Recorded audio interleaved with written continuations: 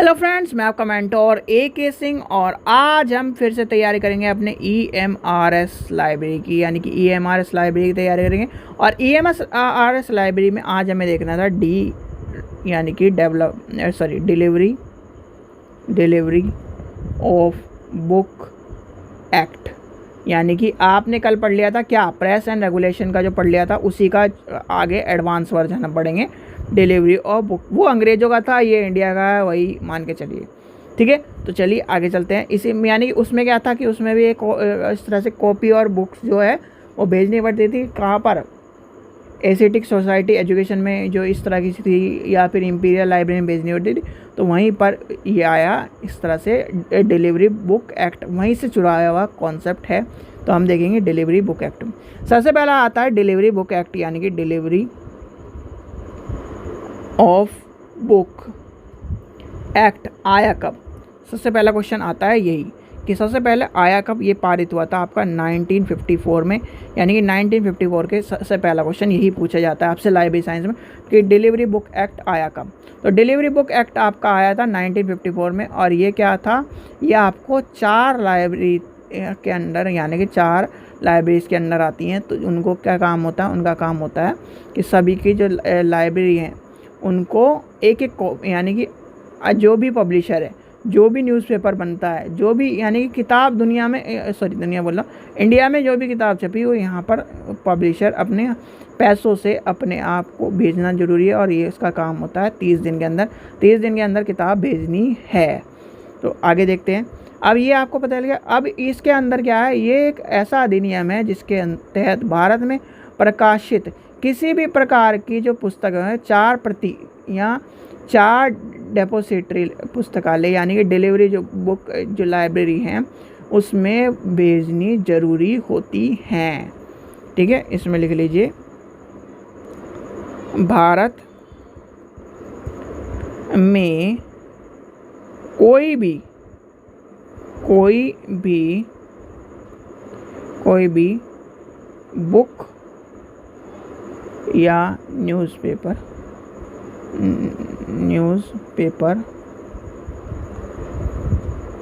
के प्रकाशित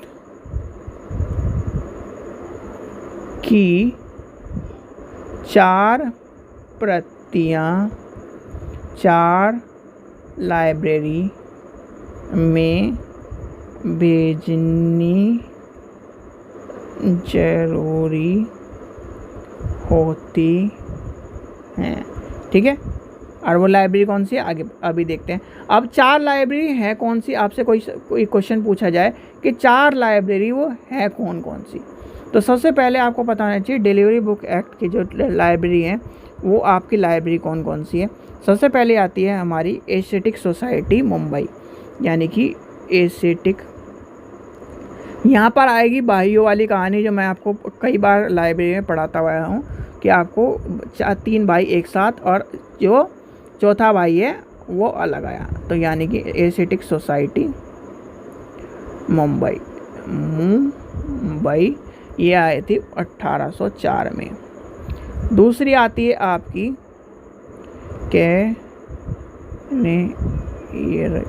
और पब्लिक लाइब्रेरी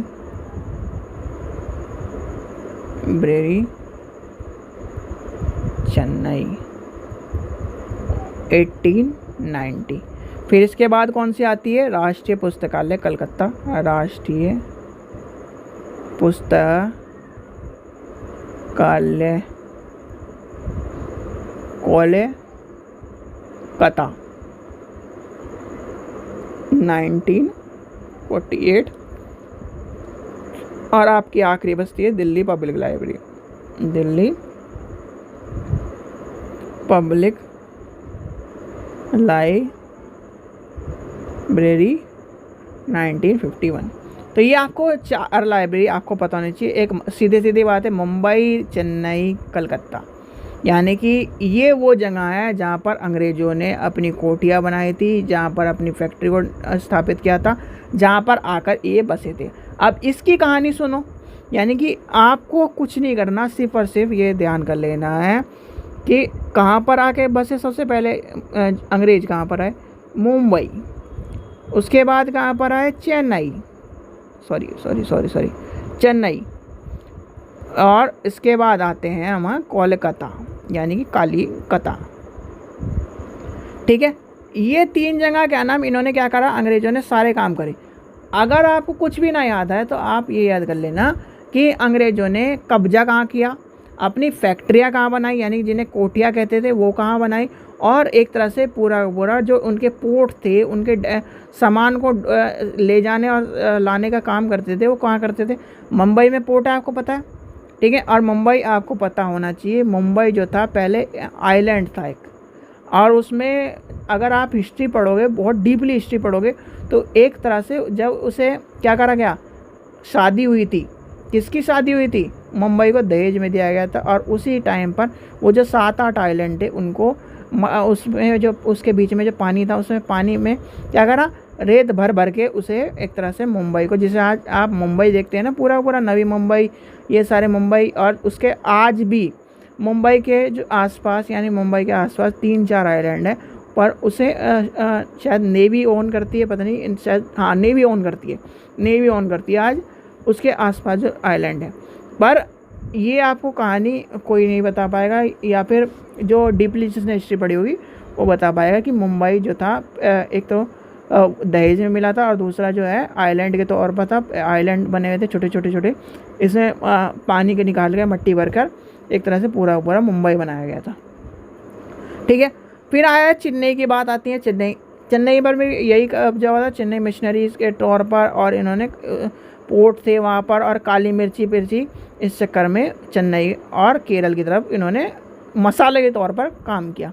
फिर ये कलकत्ता आपको पता ही है, पोर्ट के यानी कि पोर्ट है, और वहाँ पर आने जाने के सामान रखा गया, तो इसलिए यहाँ पर लाइब्रेरी आई। अब उस लाइब्रेरी की कहानी से आगे सुनो, यानी कि ये जो 3 लाइब्रेरी हैं, और एक आपकी है दिल्ली लाइब्रेरी, यानी कि 3 भाइयों को एक साथ राज मिल गया। यानी कि राज कब मिला? 1955 में। ठीक है, डिलीवरी बुक एक्ट में डेपोजिटरी लाइब्रेरी के रूप में आपकी जो पहली 3 लाइब्रेरी थी उनको 1955 में क्या मिला? एक तरह से अधिकार मिल गया कि आपको दर्जा दिया जा रहा है कि आप डेपोजिटरी लाइब्रेरी यानी डेपोजिटरी पुस्तकालय का दर्जा दिया जा रहा है। यानी कि इन्हें क्या कर दिया गया, यानी कि एक है माता पिता, यानी कि एक पिता हैं, उनके ये 3 बच्चे थे। ठीक है, 3 ही बच्चे, एग्जाम्पल सुनो, ये 3 बच्चे हैं। अब 3 बच्चों को ये कहा गया है कि भैया तुम्हारा घर, एक का मुंबई दे दिया मैंने, एक का चेन्नई दे दिया, और एक को कलकत्ता दे दिया। ठीक है, इनको राजपाट मिल गया 1955 में। ठीक है, अब इस जो व्यक्ति है, इस यानी कि यहाँ का जो राजा है, या फिर कुछ भी मान लीजिए, राजा है, व्यक्ति है, कुछ भी मान लीजिए, अब इसका एक और बच्चा हो गया। अब जो बच्चा लेट होगा तो उसे क्या करेंगे? लेट ही तो राजपाट मिलेगा। तो अब इस जो दिल्ली का जो है राजपाट, उसे मिला 1982 में। यानी कि 1982 में दिल्ली डेपोजिटरी लाइब्रेरी पुस्तकालय का दर्जा कब मिला? 1982 में। और 1982 में बहुत सारे बच्चे पैदा भी हुए होंगे, यानी कि जो लाइब्रेरी पर तैयारी कर रहे हैं, या फिर 88-90 के आसपास के होंगे। तो आपका जो ये है 1982 में दर्जा किसका मिला? दिल्ली को। और फिर एक और, यानी कि एक और इनको इलाका मिल गया। तो ये अब है इंडिया में 4, दिल्ली, मुंबई, चेन्नई, कलकत्ता। याद कर लेना, दिल्ली, मुंबई, चेन्नई, कलकत्ता, मुंबई, चेन्नई, कलकत्ता, दिल्ली। यानी दिल्ली तो भैया दिल्ली तो दिल वालों की, मुंबई पैसे वालों की, कलकत्ता कलकत्ता किसका है बताओ? तो ये आपको याद कर लेना है। दिल्ली तो है ही, दिल्ली तो हर हालत में याद करना है, क्योंकि दिल्ली तो ILA आया है भैया, ILA है दिल्ली में। और ILA आया कब बताओ? 19 कब आया? 33 में आया या 31 में आया बताओ? यह आपको पता होना चाहिए, 1933। ठीक है, फिर आया आपका ये कल जो है 82 में आपका ये आ गया, ILA दिल्ली में है। तो आपको ये 4 याद कर लेनी है, आपसे पूछा जाता है। फिर आता है आपसे आगे क्वेश्चन जो पूछा जाता है कि भारत में जो प्रकाशित जो 4 जो हैं और डेपोसिटरी लाइब्रेरी में ये सब चीज़ें आ गई थी। ठीक है, डेपोसिटरी लाइब्रेरी का जो आपसे कॉन्सेप्ट है ये पूछा जाता है। चलिए आगे चलते हैं, आगे देखते हैं। तो यहाँ तक आपको कहानी समझ में आ गई। अब इसे चलो लेकर एक और आगे पड़ाव पर, यानी कि 54 में आपको, यानी कि 54 की आपका यानी कि डिलीवरी बुक एक्ट का कानून आया। अब इस कानून के तहत क्या बात कही गई है ये ध्यान कर लेना कि भारत में कोई भी पुस्तक जो छपेगी, यानी कि बुक छपेगी, उसको 30 दिन का टाइम दिया जा रहा है। भैया 30 दिन में अपनी किताब यहाँ पर भेज दो। 30 डेज का टाइम निर्धारित किया गया है, ये भी याद कर लेना। दूसरा पॉइंट जो पूछा जाता है, इसमें 1954 में ये कानून आया। 1956 में इसका अमेंडमेंट हो गया और इसमें क्या जुड़ गया आपका न्यूज़पेपर और आपकी मैगजीन्स जुड़ गई। ये ध्यान कर लेना, ये क्वेश्चन आपका पूछा जाता है कि जो न्यूज़पेपर है और मैगज़ीन है कब जुड़े। तो आपका न्यूज़पेपर और मैगज़ीन आपके कब जुड़े? 56 में, 2 साल बाद ही जोड़ दिए भैया, 2 साल बाद ही। इतनी क्या ना, ये कहा गया कि अब एक तरह से मजाक में लेके चले तो यही है भैया कि लाइब्रेरी को क्या नाम घाटा होने लगा। अब लाइब्रेरी का क्या करे, किताब को क्या नाम रद्दी बेच नहीं सकती, न्यूज़ को पेपर को बेच नहीं सकती, भैया क्या करे। तो न्यूज़पेपर भी आने शुरू हो गए। और यानी कि अगर आप सीधी भाषा में लेके चलो तो दिल्ली, मुंबई, चेन्नई, कलकत्ता, इन चारों लाइब्रेरी में जाओ। यानी कि अगर मैं पूछने लगूँ कि 54 में कहने लगूँ कि 56 या 60 का, यानी कि आपसे मैं कहूँ 60 का जो पेपर है वो ढूंढने के, अगर वहाँ जाकर आप कहो कि सर मुझे 60 का पेपर चाहिए, मुझे इस रिसर्च के लिए या इस चीज़ के लिए पेपर चाहिए, तो वो आपको कॉपी दे देंगे उसकी। पर ऐसे नहीं देंगे आपको। या जैसे आपने देखा होगा कि एक पिक्चर है मिस्टर बीन की, पिक्चर क्या शो है, पिक्चर नहीं हो शो है। उसमें वो क्या होता है कि उसे भी छोड़ो है। आपने अभी जो रिसेंटली पिक्चर देखी होगी कार्तिकेय 2 देखी होगी। कार्तिकेय 2 में जब वो जाता है तो वहाँ पर क्या करता है, वो तो पन्ना बाढ़ के ले आता है, पर इस तरह नहीं होता। पर जो मिस्टर बीन वाली कॉन्सेप्ट समझो। मिस्टर बीन जब पिक्चर वो बुक देखने जाता है, उससे बुक कहता है कि मुझे ये बुक चाहिए, तो वहाँ का जो लाइब्रेरियन होता है वो बुक ला के देता है। वो होती मतलब पुरानी बुक होती है, तो उसे कहता है कि आप ये ग्लव्स पहन लो, और वो स्टैंड ला के रखता है। फिर उसे बुक का वो पन्ना खोल के देता है, खुद ही पन्ना खोल के देता है, वो पढ़ता है। तो उसे क्या कहता है, छींक आ जाती है और वो उसके ऊपर गिर जाती है, मतलब छींक जो होती है उसके पन्ने को ख़राब कर देती है, तो फाड़ देता है। तो एक पन्ना फाड़ देता है, एक पन्ने से वो सारे पन्ने फटते चल जाते हैं। तो यानी कि जो आपने देखा होगा, या फिर आप कहीं स्टैंडर्ड लाइब्रेरी जो बड़ी लाइब्रेरी है वहाँ पर जाओगे तो इस तरह से आपको जो पुरानी चीज़ें हैं वो इसी तरह से मिलेगी। जो ब्रिटेन की लाइब्रेरी या फिर इस तरह की लंदन की लाइब्रेरी, या वहाँ पर इसी तरह आपको, अगर आपको कोई बुक पढ़नी है, पहले उसका स्टैंड, फिर आपको ग्लव्स, ये सब चीज़ें पहना कर तभी, क्योंकि उनकी कीमत आपके जो पढ़ने वाले से भी ज़्यादा है, एक तरह से करोड़ों में कीमत है। क्योंकि वही उन्होंने 300 साल 400 साल पहले जो उसके सोर्स हैं उनको रखा हुआ है।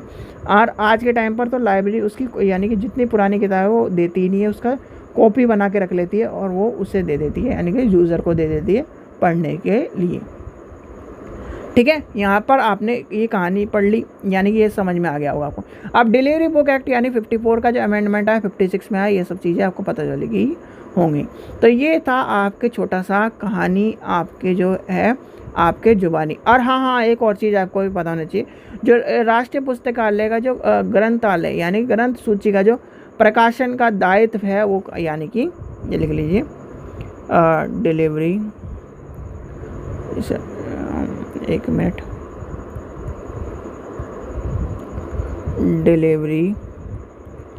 डिलीवरी ऑफ बुक, इंग्लिश में लिखा बुक एक्ट 1954 के तहत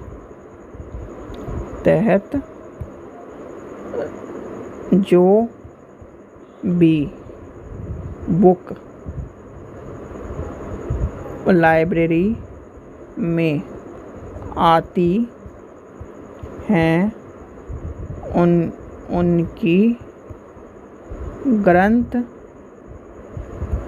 ग्रंथ सूची का प्रकाशन का दायित्व राष्ट्रीय पुस्तकालय कोलकाता 1948 को होता है। ठीक है, ये चीज़ याद कर लेना। तो ये था आपका डिलीवरी बुक एक्ट जो आपको पढ़ना था और जो आपके टॉपिक में था। फिर आपका बचता है आपका इंटेलेक्चुअल प्रॉपर्टी एक्ट और आपका जो ये सब चीज़ें वो आपका, यानी कि ये यूनिट आपकी पूरी 10 नंबर की मैं मान के चल रहा हूँ, 10 नंबर आपके कहीं ना कहीं कन्फर्मली हैं। और इसमें सबसे ज़्यादा ये पूछी जाती है कि डिलीवरी बुक एक्ट कब आया, डिलीवरी बुक एक्ट में कौन कौन सी लाइब्रेरी हैं, लाइब्रेरी कब आई, यानी कि आपसे जो 55 वाला कानून है ये पूछा जाएगा। फिर दिल्ली कब आया, इसका नाम जो ग्रंथ है ये कब कहाँ पर है, ये है 1958 में, सॉरी 48 में, और कहाँ है, कलकत्ता में। ठीक है, चलिए ये आपको समझ में आ गए होंगे सारे आपको क्वेरी, यानी कि जो भी क्वेरी हो या फिर जो चीज़ समझ में ना आए कमेंट सेक्शन में आप बता दो। और रही बात, हाँ एक बच्चे ने नोट्स की बात कही थी, देखो नोट्स की बात ऐसा है आपको क्लास में करा रहा हूँ। ठीक है, अगर आपको कुछ चीज़ समझ में नहीं आती मैं बताता हूँ आपको, अगर आप हिंदी में हो, देखो मेरे को कोई मतलब नहीं है कि आप हिंदी में हो, इंग्लिश में हो, और या फिर मैं औरों की तरह आपको कहूँ कि नहीं मैं ही नोट्स बना रहा हूँ वो भैया मैं उस कैपेबिलिटी से हूँ, यानी कि मैं भी वहीं से निकला हूँ जहाँ से आप निकल रहे हो। हमने भी यानी कि आप तो बी लीव की बात कर रहे हो, हमने एम.एड में अपनी यानी कि एक किताब के लिए, एक लाइन के लिए, सीधी बताऊँ, एक वर्ड के लिए, एक फॉर्मूले के लिए हमने रिसर्च में, स्टैटिक्स में और इस तरह से जगह पर एक फॉर्मूले के लिए, एक लाइन के लिए, एक वर्ड के लिए 10-10 किताबें ढूंढी है। तो इसलिए मैं ये मान के चलता हूँ भाई जिसे पढ़ना है सीधे बात, अगर हिंदी के स्टूडेंट हो तो NIOS, ठीक है, और आपकी वर्धमान महावीर यूनिवर्सिटी से निकाल लो, यूपी राष्ट्रीय टंडन ओपन यूनिवर्सिटी, वर्धमान की जगह यूपी राष्ट्रीय टंडन ओपन यूनिवर्सिटी से निकाल लो। ये जो है तीनों, ये दोनों इम्पोर्टेंट है, एक तो ये वाली और एक ये वाली। इसमें भी दो हैं, एक तो क्लास 12th में लाइब्रेरी का कोर्स है, और इसमें एक वोकेशनल वाले में लाइब्रेरी कोर्स है। उसकी दोनों किताब निकालना था हिंदी में, अगर आप हिंदी में पढ़ना चाहते हो तो। पर मैं सजेस्ट करूँगा इसके साथ साथ आप इग्नू की भी किताब निकालना, Indira Gandhi national open university, इसकी भी किताब निकालना। क्यों निकालना? क्योंकि जब आप इसे पढ़ लोगे और जब एडवांस वर्जन में आपने राष्ट्रीय टंडन की किताब पढ़ोगे तो आपको इग्नू की किताब से बहुत सारी हेल्प मिलेगी, क्योंकि भले ही वो इंग्लिश में है, सारी इंग्लिश में, मैं खुद कहता हूँ इंग्लिश में पढ़ लो। भाई आप इतने तो बुरे हो नहीं, ठीक है, कि भाई जब आप व्हाट्सएप पे स्टेटस लगा सकते हो, अपनी गर्लफ्रेंड को मैसेज भेज सकते हो, या फिर अपने बॉयफ्रेंड को मैसेज भेज सकते हो, अपने माँ बाप को मैसेज भेज सकते हो, या अपने टीचर को मैसेज भेज सकते हो, तो इतना तो आपको पता ही होगा, 10-20 अक्षर तो अंग्रेजी के आते ही होंगे। तो सीधी बातें कुछ यानी जोड़ के पढ़ लेना। जैसे कि इसमें है अब डिलीवरी बुक एक्ट है, इसमें चारों लाइब्रेरी का नाम तो आपको कलकत्ता इंग्लिश में समझ में नहीं आता, मुंबई कलकत्ता हिंदी में समझ में आते हैं, यानी हिंदी में बहुत सारी चीज़ें, चलो मान ली हिंदी में आप पढ़े हो, पर ये इसकी बुक ज़रूर निकाल लेना, जो इसका रेफरेंस लेते हुए इससे पढ़ लेना, क्योंकि इसमें जो है यूपी राष्ट्रीय टंडन में सारी किताबों में डिटेल वाइज दिया गया है, बिल्कुल ही आसान भाषा में। अब आती है अंग्रेजी वाले की बात, नेशनल ओपन यूनिवर्सिटी, यहाँ से इसको वही सेम टू सेम, और इग्नू, बस आपको कोई और जगह धक्के खाने की ज़रूरत नहीं, 2 किताब इस जगह से बस ये। अगर आपको नोट्स पढ़ने हैं, अपने इस सिलेबस को उठाओ, सिलेबस में जो चीज़ मिली है, जैसे ये है डिलीवरी बुक एक्ट है, इसमें बस एक काम करना है, आपको सिलेबस का प्रिंट आउट निकलवा के ले आना, नहीं तो अपनी कॉपी में लिख लो।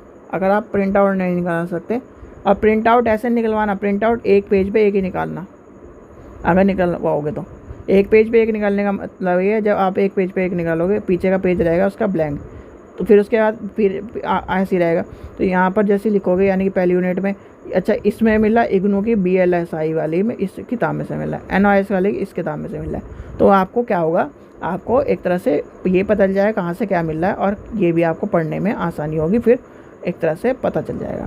ठीक है, तो ये आपके मैंने बुक बता दी है। आप अगर पढ़ना चाहते हो, भाई बहुत सारे ऐसे बच्चे होते हैं कि वो इस क्लास यानी कि यूट्यूब से पढ़ने के बाद, हमसे पढ़ने के बाद भी आपने अलग से तैयारी करना चाहते हैं, तो भाई अलग से तैयारी करना बहुत अच्छी बात है।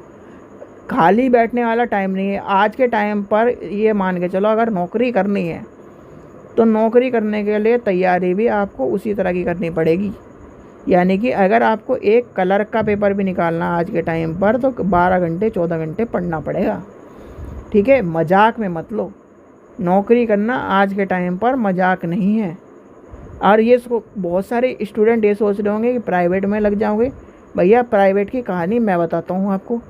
प्राइवेट में अगर आपको जाना है तो सबसे पहले बात तो होनी चाहिए आपकी जान पहचान, कॉलेज की में हो या कॉलेज की लाइब्रेरी में हो, स्कूल की लाइब्रेरी में हो, कहीं की भी लाइब्रेरी में हो। अगर आप लाइब्रेरियन बनना चाहते हो, टीचर बनना चाहते हो, तो भैया सीधी सीधी पहली बात तो होनी चाहिए आपकी जान पहचान। और जान पहचान के बाद भी आपके नंबर अच्छे होने चाहिए। नंबर अच्छे होने के बाद है दूसरी फिर कहानी है, आपको आना चाहिए काम, और उसके बाद आपको आना चाहिए कंप्यूटर एक, यानी कि आपके पास होना चाहिए कंप्यूटर की नॉलेज। और कंप्यूटर की नॉलेज के बाद भी आपको लाइब्रेरी का काम नहीं कराते हो, लाइब्रेरी को कह देते हैं भैया कंप्यूटर पे काम कर। तो इस चीज़ का ध्यान रखना, हल्के में मत लो नौकरी को। अगर आपको नौकरी की तैयारी करनी है तो अच्छी तरह तैयारी करो। ठीक है, चलिए आशा करता हूँ आपको वीडियो पसंद आई। वीडियो पसंद आई तो लाइक करें, चैनल को सब्सक्राइब करें, वीडियो को ज़्यादा से शेयर करें। Thank you.